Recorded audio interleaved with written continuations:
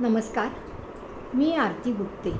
आज मी तुमच्यासमोर सौ सविता उर्फ प्रतिभा यांनी लिहिलेली एक कविता सादर करत आहे। कवितेचं शीर्षक आहे प्रश्न। ऐकूया तर प्रश्न। डॉक्टरसुद्धा देत नाहीत मोफत कधी सल्ला, डॉक्टरसुद्धा देत नाहीत मोफत कधी सल्ला, दुकानदारही भरत असतो रोजच आपला गल्ला।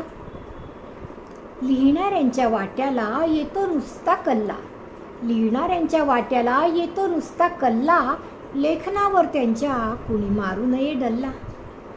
शेतकऱ्यात आणि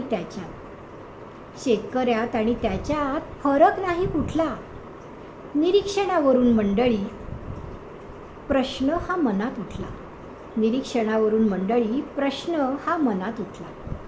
कवयित्री आहे सौ सविता उर्फ प्रतिभा आणि सादर करती आरती गुप्ते। धन्यवाद।